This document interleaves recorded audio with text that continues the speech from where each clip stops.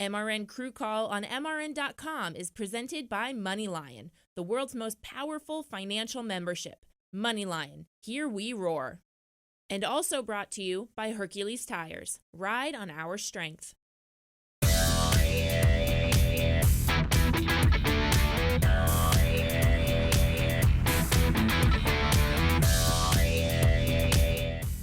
Hello and welcome to another episode of MRN Crew Call presented by MoneyLion. I'm your host, Rocko Williams, and I have a special treat for you today. I have Brian Haaland, pit crew coach from Joe Gibbs Racing, in the studio today. Thank you for joining us today, Brian.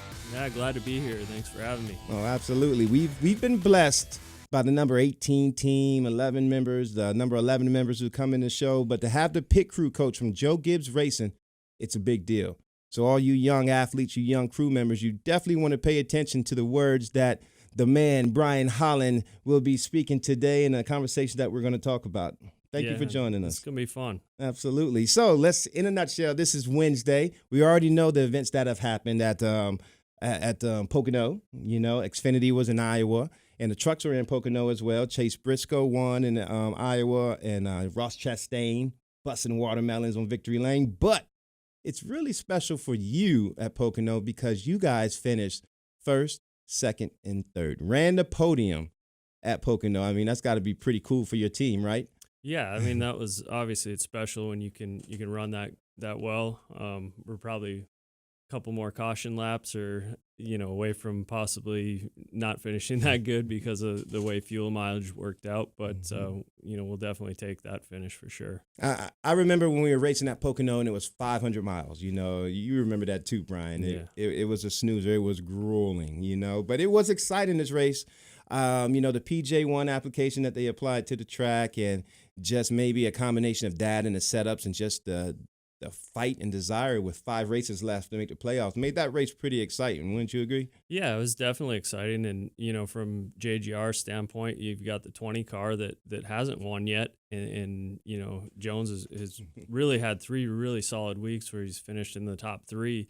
But their game was a little bit different. Like, we really can't run out of fuel because that would put us, 25th and really take a hit on the points.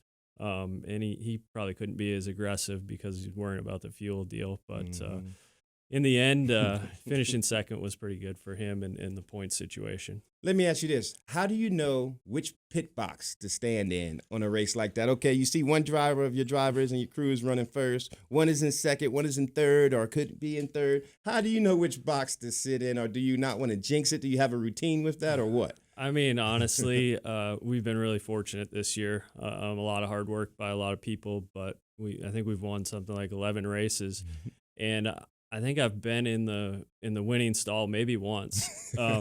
So I typically, those moments are for the guys. The work that I do with them throughout the week, it sets them up for success on the weekend. But at the end of the day, they're the ones that deserve the spotlight in the celebrating, and I'll catch up with them a little later on if I duck into victory lane and tell them congrats. So that's just kind of the way I like to do it. You're a better one than I am, because if I was out there coaching, I'd be right out there with them in the hats, But I understand you have to be a leader.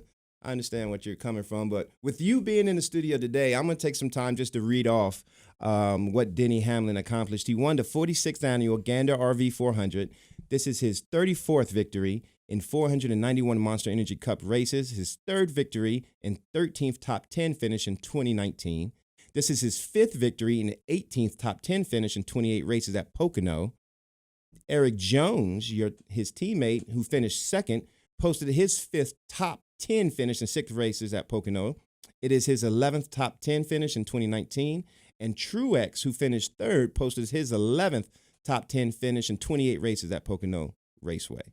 And with that being said, I alluded to earlier, we are 5 races away from the playoffs starting. So with you guys, and you're a pit crew coach, when I say that, you're 5 races away from the playoffs, what goes through your mind when I say that? I mean, honestly, just we've gone through a couple of deals over the last couple of months where guys, we had a kid off the 20 car miss Pocono. So my biggest concern is make sure the guys are healthy, make sure we're adjusting workouts to be as fresh as we can be, throughout the playoffs. Yeah, and it's such a long season. We start from February to November. That is a legit concern. It is, and then the change from 6-man to 5-man pit stops. We still don't have enough information to know how these guys' bodies are going to hold up, because really we put so much stress on them last year with the change and extra practices, and you just really gotta be careful with some of these athletes that are in their mid-30s. Mm-hmm.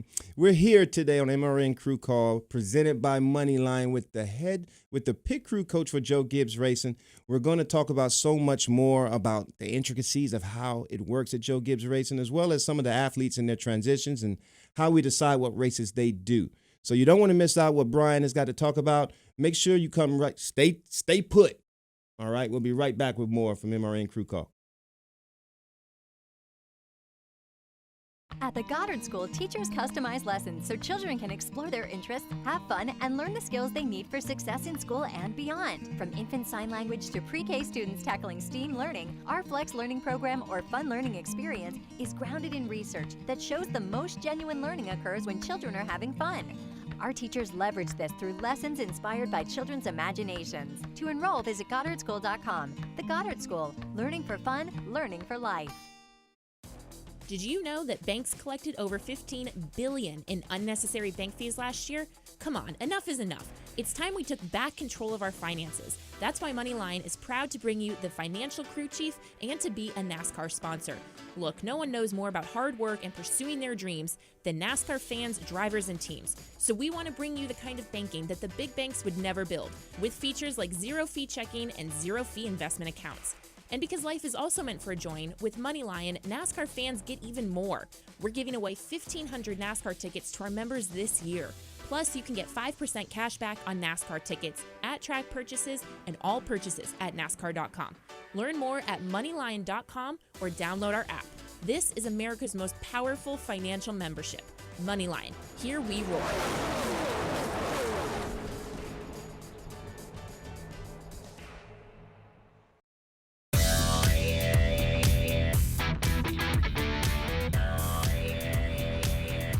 We're back with MRN Crew Call. I'm Rocko Williams, and I'm joined today with Brian Haaland. As I promised, we're going to dive right into who Brian Haaland is, this pit crew coach from Joe Gibbs Racing. Where did he come from?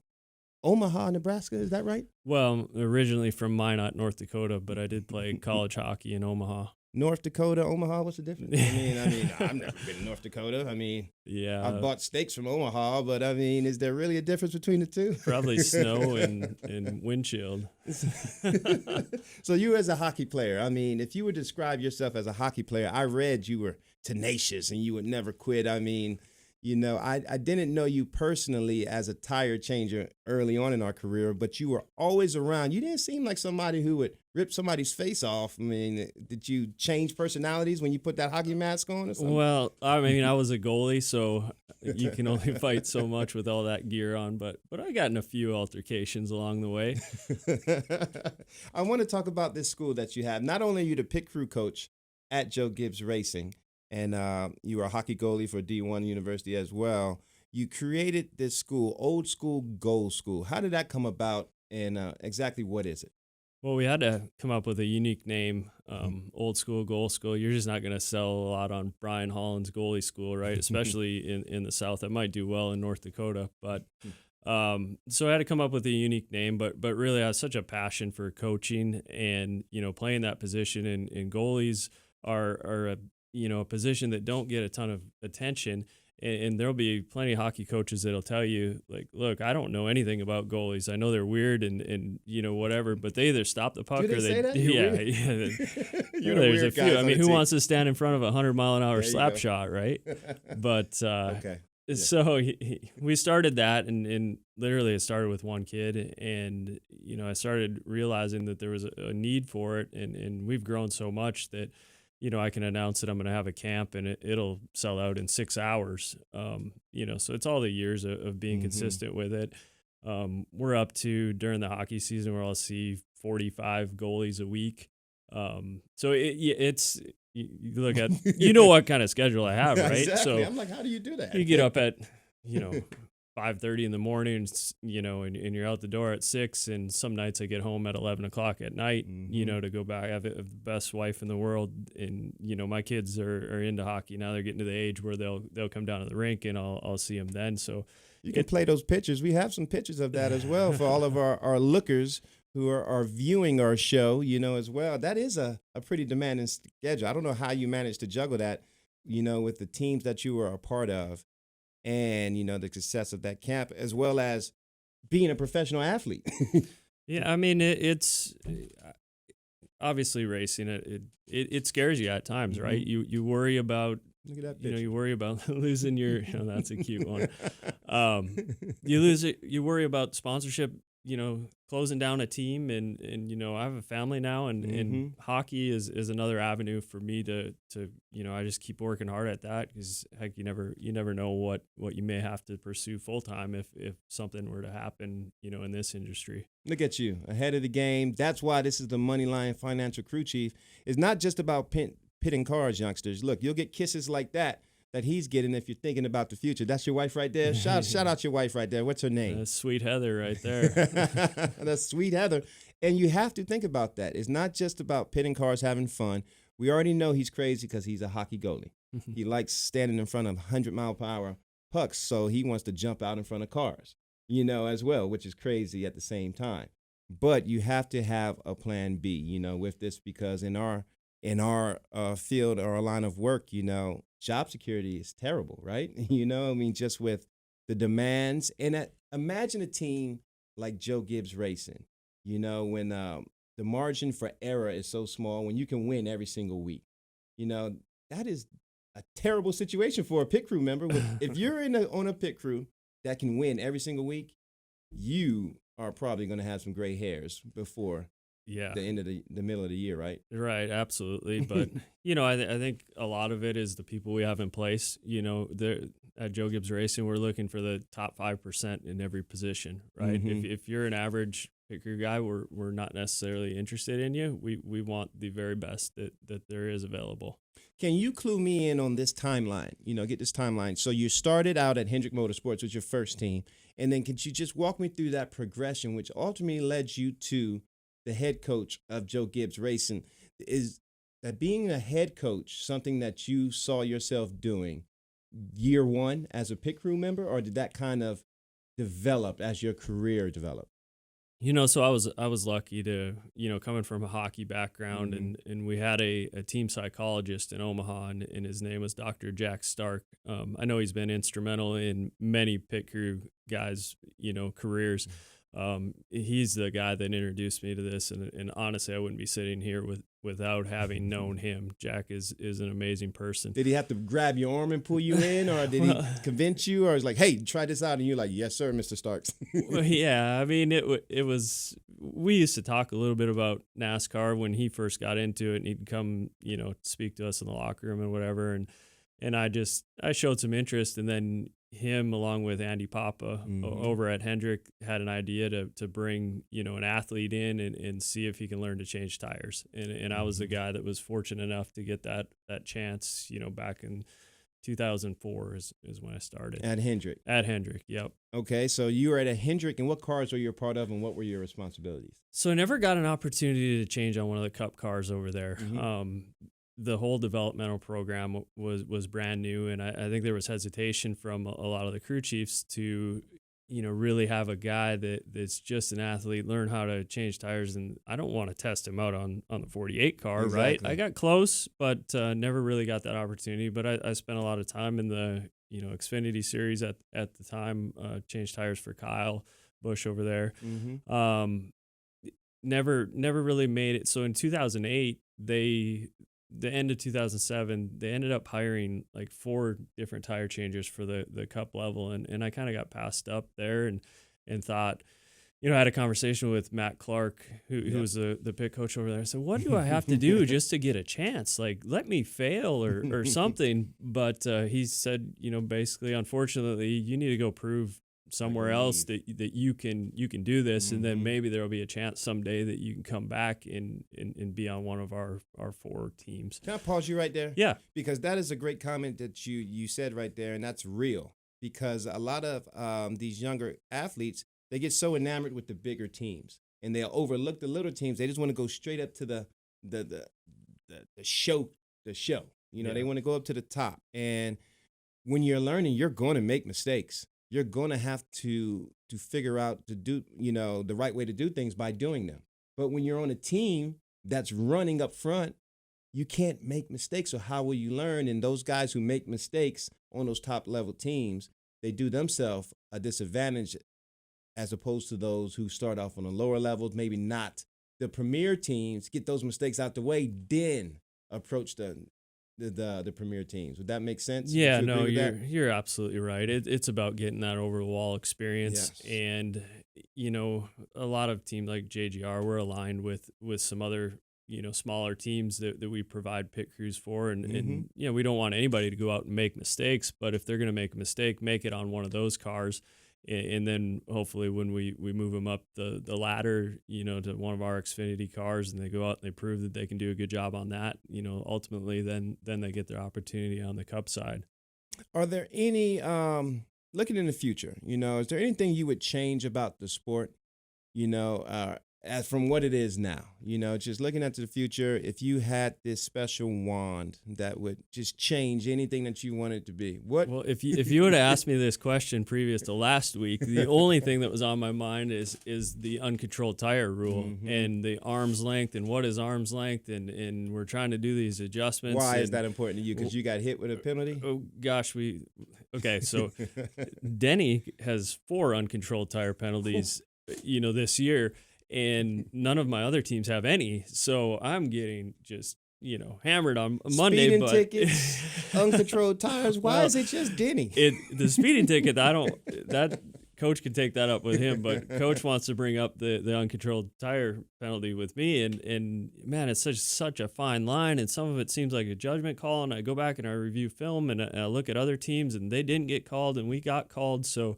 I am so thankful that NASCAR. Is it arm length? Did you measure the arm length of the 11 crew members compared to your other crew members? Maybe they have 2 inches shorter arms or something. Yeah, I don't know. It's my first response to that was kind of, okay, can I have my spot back at Kentucky? You know, because we were running really well and it took us out of the race there. So it did. It's a judgment call. I agree. I'm excited to the fact that they did change that rule. You know, being that it's just such a fine line between controlled and uncontrolled, it's all based on perception, you know. So I'm glad that they did that. It'll make our jobs a lot easier, you know, for what we do. Yeah, absolutely. And now it's pretty clear that if it gets into somebody else's pit stall, it affects their stop. Yeah, it's uncontrolled. Or if it becomes a safety issue, you know, obviously NASCAR does a good job policing that. Speaking of tires, Hercules Tires is giving away free tires. And if you want a set of free tires, all you have to do is go to Hercules.com, HerculesTires.com, HerculesTire.com/MRN. Register there for your chance to win a free set of Hercules tires. And hey, we're going to get schooled when we get back with Brian Haaland, pit crew coach from Joe Gibbs Racing, when we come back.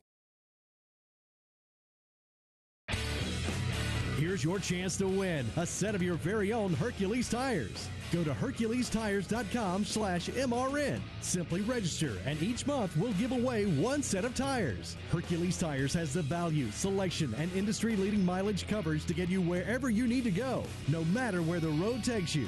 Register now for your chance to win a set of Hercules tires at HerculesTires.com/MRN. Hercules Tires. Ride on our street. You can grab a hot dog anywhere. Hey, what'll it be? But you can't always grab one from the trackside concessions where the guy's been slinging since you were a kid. 300 calories turning into 300 decibels, cheering Martin Truex Jr. until he clinches the win. Take a bite, and if you taste something greater, you're family now. The summer's heating up. Follow what could be the Toyota racing family's best season ever at ToyotaRacing.com. Toyota, let's go places. NASCAR is a registered trademark for the National Association for Stock Car Auto Racing, Inc. Jeff Gordon Gordon has come from virtually nowhere. He's one of NASCAR's all-time greats. For the 93rd time in his career. A pioneering champion. Be at the right place at the right time. The kid who took on the good old boys and changed NASCAR. We started to go toe-to-toe from Earnhardt. MRN presents a 10-part podcast series that traces Jeff Gordon's rise to NASCAR legend. Jeff Gordon, the colorful career of the Rainbow Warrior. Available now at MRN.com and your favorite podcast source.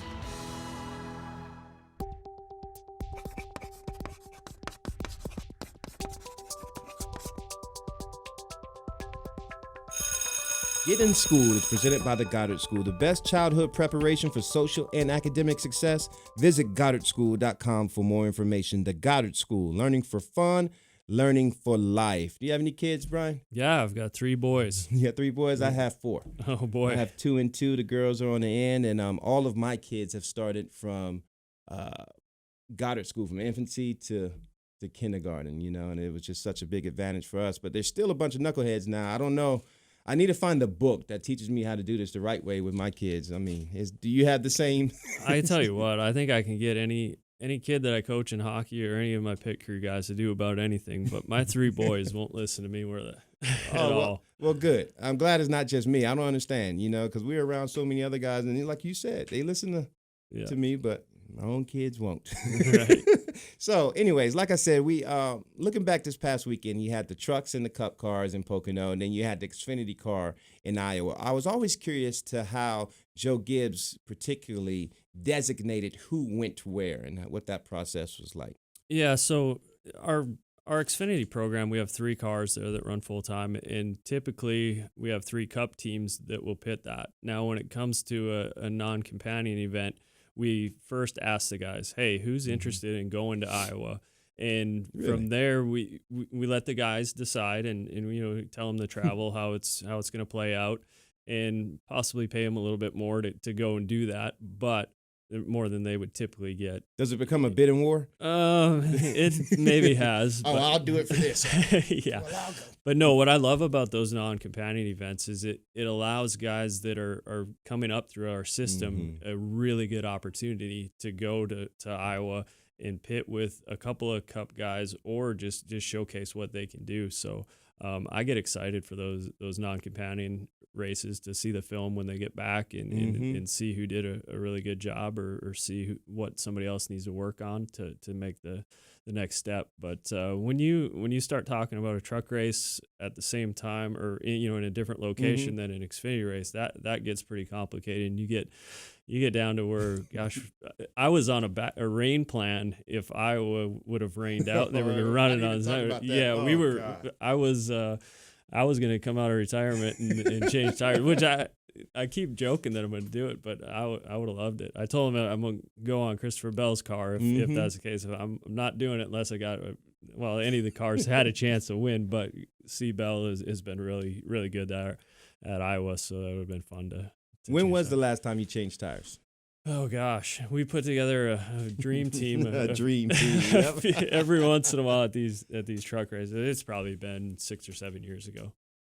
6 or 7 years. Man, I would have thought you would have tapped on a few lug nuts, but you're in a different position. When you're in a management position and you have to manage those athletes, it's so tough to be one of those coaches that are still pitting. I know there's coaches that do that, but I feel like you have to have that tunnel vision. But at the same time, you gain experiences from pitting cars with your peers as well. So, I don't think there's not a way that's right or wrong, but preferably my opinion, I would have to not go over the wall anymore if I was going to be a full-time coach. Yeah, then I went from Hendrick. I made a stop at Red Bull and then eventually ended up at Penske, where I spent, really 10 years there. And that was one of their things is they said, look, we'd really like you to just coach and stop going over the wall. I think the lessons I learned in as a tire changer and what I saw and how I can understand, when a tire changer comes up with, one of the excuses in the book of excuses, right? I know if it's legit or it's not. Because y'all have those excuses now. Yeah. And those tire changes, man. It might be the Jack Man now is the prima donna now because he has that dual role in carrier and Jack in the car. Or is it the tire changer still pretty much prima donnas? Yeah.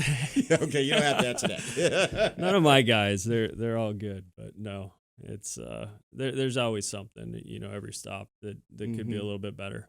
Let me ask you this, just for our young crew members listening. Is Joe Gibbs looking for new talent? You know, is that an option for them? And how do they come about getting your attention? Yeah, I mean, we've got a developmental coach, John Royer, who does a really good job with those kids, and he's constantly looking for opportunities to pit other cars outside of JGR.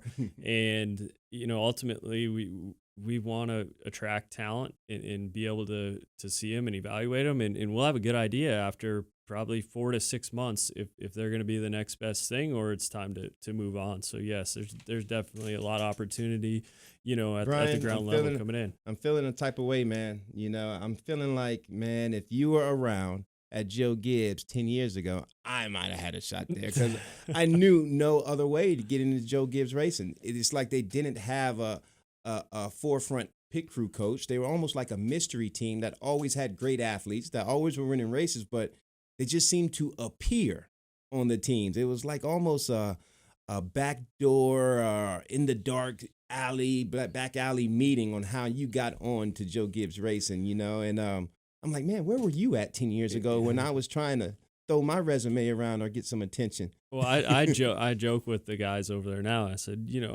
I came here and tried out about 12 years ago, right? And I wasn't good enough as a tire changer, but I'm your coach. you never know how the things are going to work out for you. But really, really an unbelievable opportunity for me over at JGR. You alluded to some good things. You haven't changed tires in 6 years, and as a coach now, you're presented.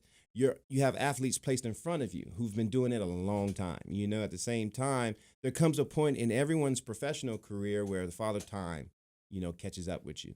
How do you know when it's time to make a change with a crew member due to the fact that maybe he is just too old now, or he's That's a fine line, and I think everybody understands it, because ultimately we're looking at guys to do their best stops all the time, and when it becomes a question of, okay, are we asking him to do the best stops of his career at the end of his career, and if he's not able to hold that standard, then obviously it's nothing to do with age. I'll have all 50-year-olds if they perform, at a certain level. So consistency is what you're looking for. Consistency and speed, and I mean, our goal is to have the best pit crews each and every week. So, the age part of it, I like it when a guy gets to a point where he can make that decision on his own and says, "Hey, look, this is just too much for me. I'm not going to be able to hold these standards that you have for me."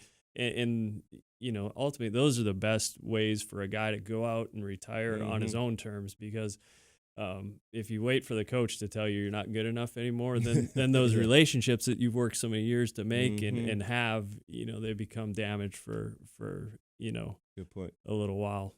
Brian Haaland, the pit crew coach for Joe Gibbs Racing, he's teaching you how to stay in the game, you old heads out there, and not break those relationships. Hey, we got our clutch performers coming up next on our next section.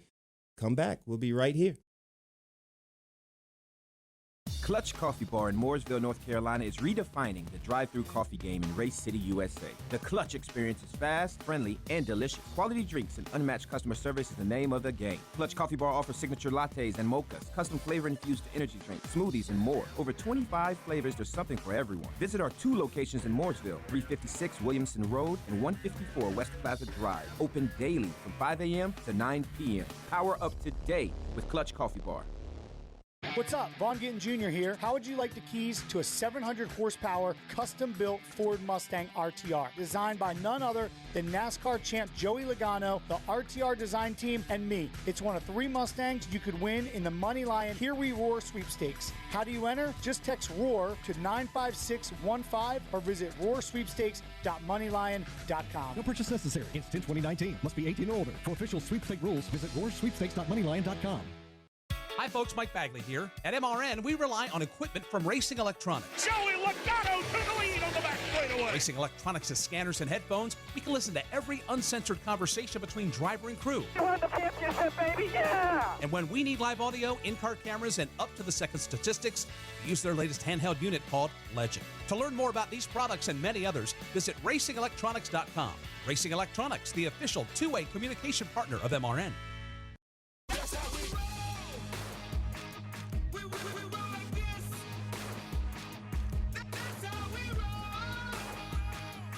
MRN Crew Call presented by MoneyLion, and we're back with the clutch performance of the week, my favorite part of the show. We highlight those athletes who perform at a high level week in and week out on a consistent basis, and we honor them with clutch coffee, smoothies, energy drinks, whatever you have. And the winners of this week's clutch coffee performance of the week is the number 95 Mike DiBenedetto Pit Crew. And that consists of Chris Hall as the tire carrier, Charles Thacker as the jackman, Adam Hartman as the front changer, Devin Yoker as the rear changer, and Brian, my man / Brian Eastland on the fuel. And I call him / because Brian could probably do every single position on the crew. You know, is that right, Brian? He absolutely can. Now that we've moved him to the fueling position, there's nothing he can't do. So, yeah. This is Brian's pit crew, by the way. You know, explain that relationship on how you're Joe Gibbs Racing, but you supply the pit crew for Levine Family Racing as well. Yeah, and they're basically our developmental crew that I would pull a guy. You know, if we have an injury or somebody's sick, we would lean on that crew first to fill that spot. So, but Eastland is our universal backup at the track. We have one of the LFR mechanics that would actually go in and fuel, and Brian would come to one of the JGR cars and do whatever we needed him to do. So, awesome. Yeah, he's pretty valuable. Speaking of awesome pit crew members, I want to read something that my man Bob Pockris wrote in Thursday, May 15th, 2008. And Brian, this probably hits closest home with you because it involves you. But anyway, in Charlotte, this is 2008, Red Bulls Racing number 83 team won the NASCAR Sprint Cup Series Pit Crew Challenge, winning the skills competition final over Joe Gibbs Racing number 11 team. The Brian Vickers pit crew edged Denny Hamlin's crew by a foot in the final with a winning margin of 0.109 seconds at what was then called Time Warner Cable Arena, now Spectrum Arena. The fourth annual pit crew event saw its fourth different winner. The number 83 team of specialists, none that work in the shop, consist of a gas man, Doug Newell, catch can man, Mike Metcalf, front tire changer, Brian Haaland, my man, front tire carrier Aaron Shields, rear tire changer Danny Kincaid, and rear tire carrier Jake Brzezowski, and jackman Sean Pete. Man, when I hear those names again, man, you're smiling too, Brian. Yeah. Why are you smiling right now, man? That was a lot of fun, you know, and the thing that blew me away is so many times you try to prepare the right way and you set yourself out to work so hard to achieve something. And when Red Bull was in the sport, they were all about athletes. And so if there was an athletic event where we had down there where you have to push a race car, if there was any team that should win that, it was our team. And honestly, we worked so hard, you know, with Greg Miller and Ben Cook. Y'all cheated somehow. Y'all had honestly, we did not cheat. Y'all put a motor in that car or something, man. Yeah. From the January 1st, we started pushing. You know, we practiced up at the pit school, so we started pushing a race car around there. Single guy pushes, team pushes. It was the last thing we wanted to do is push, but it was nice to see the team get rewarded with a win in that competition. It was so much fun. I wish we still had that. I know, and we got to figure out a way to get it back. And mind you, you said Red Bull was all about the athletes only. They weren't the first to do that. Other teams started doing that as well, but they really embraced and wrapped their arms around that concept and kicked the door wide in, not only in just what they were paying guys to be over there and perform, but they changed the culture of how pit crew members were viewed and how they interacted at the shop. There was no more of that whole work in the shop for 6 hours, 2 hours of practice. It was strictly, hey, if you're going to be a pit crew member, you're going to be a pit crew member, not a mechanic and pit crew member. And that they just blew me away with that concept. Yeah, it was so nice to have the time. Sometimes in practice. Now I'm lucky at JGR. Mm-hmm. We don't rush through anything. We take as much time as we need at practice. But some of these companies that you're at, you have a small window to get practice in and work out, and you sometimes miss some things. So being able to have more than enough time, at Red Bull was great. Brian, we're getting short on time, but I want to get your thoughts on who impressed you the most in your career. You've been in front of many athletes in this sport. Who are your best tire changers, your best tire carriers, or your most impressive at each position?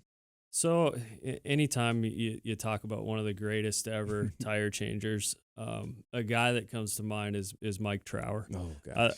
I learned so much from him, when I was young and changing tires, but he was such a great professional in everything that he did. To change tires for almost 30 years at a really high level in all the race wins and championships, but he was unbelievable. Mike Trower. Tire carrier, I gotta say, from back in the Hendrick days is Ron Malik. Ooh, good one, and car chief. And that's why that I say Ron Malik, because he wasn't the best tire carrier, but what he was able to manage in all the responsibilities he had as a car chief, he made it important to work out. He made it important to practice. He gave you everything he had, knowing that the longer he practiced, the longer he was going to be there that night. And that didn't bother him. And I was just amazed at how he could turn the switch on and off between those two, really valuable positions on that 48 car. And, obviously the success that he's had over there is. And it's not just being a mechanic and a crew member. He was the car chief. Yeah. For 7 times. Yeah. And he was there, if not all. Well, he probably was there for every single one of Jimmy Johnson's championships and pitted that car. Who do you have as tire changers?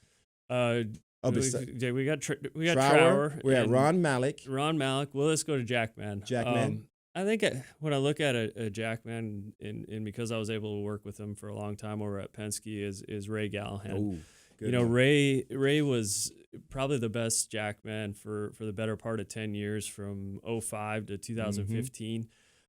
He was when they changed the rule and a Jackman had to learn to carry, Ray realized, after 5 or 6 races to start the season that maybe it was a skill that he wasn't going to be able to get to as good as he was. So I really respected when he kind of pulled himself out of that position and, ultimately ended up back on the 22 car as a fueler. And, obviously being able to win a championship last year was really nice for Ray. And, I couldn't be more happy for him. The way that his over-the-wall career ended with that championship is pretty sweet. Well said. That's our tire carrier, changer.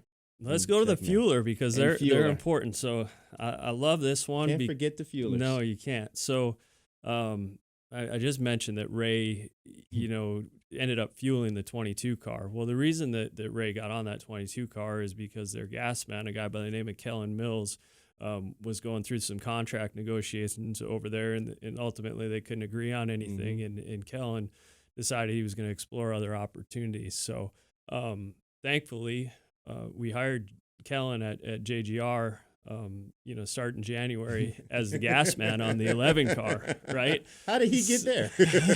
I don't know. But anyways, so little did we know when we hired him what a great jackman he is. And Kellen transitioned from being a gas man into a jackman. So I wanted him as a jackman anyways. Well, whenever I saw his body and his stature as a fueler, I was like, oh man, come on. Yeah, well, he's really taken to jacking, and honestly, there was a turning point. I think his first week on the car was the All-Star race, and that 11 team just keeps getting better and better each and every week, and a big part of it is what Kellen has brought to that team. You hit the nail on the head. So we got our changer.